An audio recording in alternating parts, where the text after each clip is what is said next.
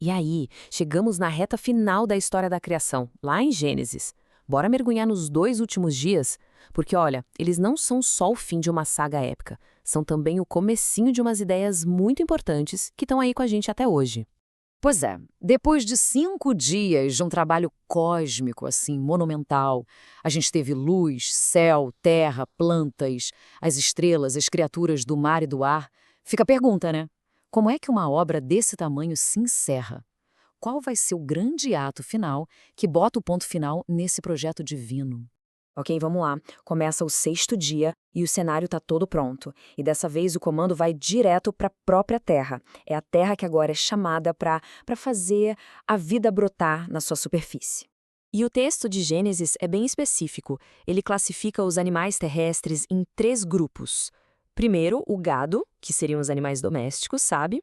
Depois, os répteis, ou seja, tudo que rasteja, que se move pertinho do chão.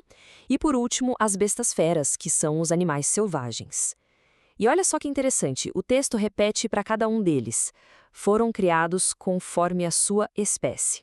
E logo depois de criar esses animais, vem aquela avaliação divina. Um verdadeiro selo de aprovação. Era bom.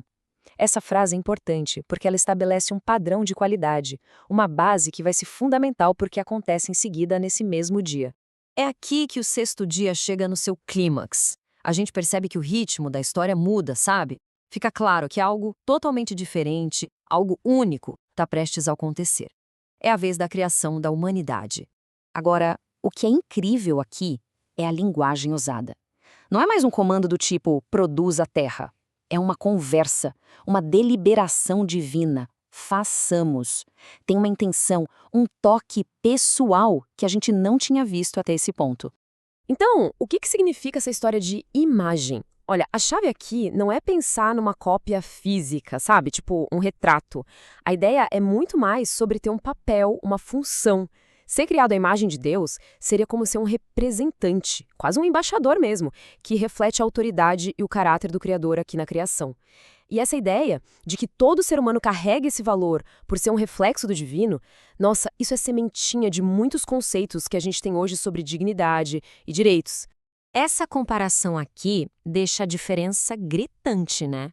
Para os animais, o comando é impessoal, é para a terra, e o padrão é a sua espécie. Já para a humanidade, o tom é superpessoal, façamos, e o padrão é a própria imagem divina, é outra coisa. Bom, e com essa posição tão única, é claro que vem também responsabilidades e provisões únicas.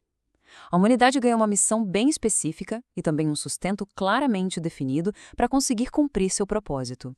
O texto detalha essa missão em 3 partes. Primeiro, a ideia de procriar, de se multiplicar. Segundo, a tarefa de preencher e administrar a terra. E terceiro, a responsabilidade de governar sobre todas as outras criaturas. E essa palavra dominar, ela pode soar meio forte, né? Mas é super importante entender o que ela quer dizer aqui. Não é tipo uma carta branca para sair explorando tudo sem critério. Pelo contrário, é um chamado para ser um bom administrador, um zelador, sabe? A responsabilidade aqui é de cuidar, de governar com sabedoria, de gerenciar bem a criação. E para sustentar toda essa vida, o Criador define uma dieta bem clara. Tanto para os seres humanos quanto para os animais, a base é vegetariana, frutos e sementes para a humanidade e toda a vegetação verde para os animais. Então, com a obra toda terminada, com a humanidade já fazendo parte do cenário, chega a hora da avaliação final. O 6º dia está acabando e um veredito definitivo vai ser dado sobre tudo o que foi feito. Vamos só recapitular. Até aquele ponto, a avaliação já era bem positiva. A criação dos animais já tinha recebido aquele selo de qualidade, lembra?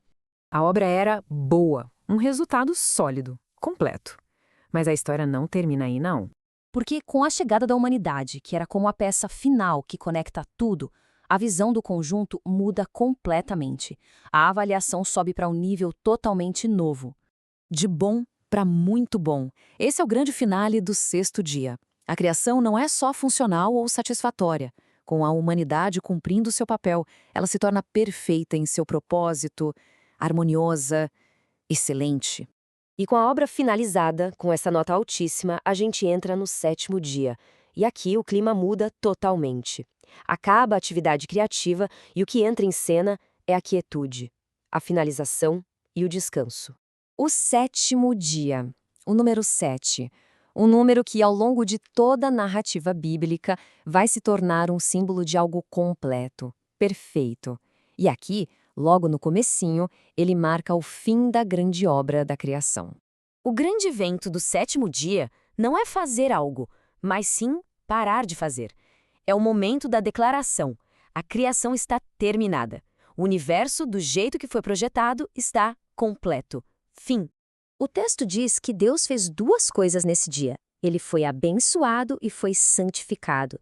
E o motivo? Porque foi nesse dia que ele descansou de todo o trabalho da criação.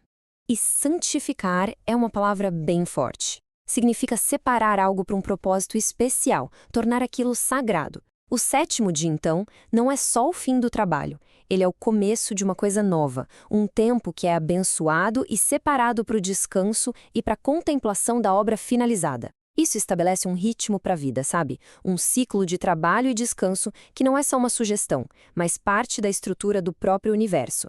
E é assim que a narrativa da criação termina, e nos deixa com essa pergunta para a gente pensar.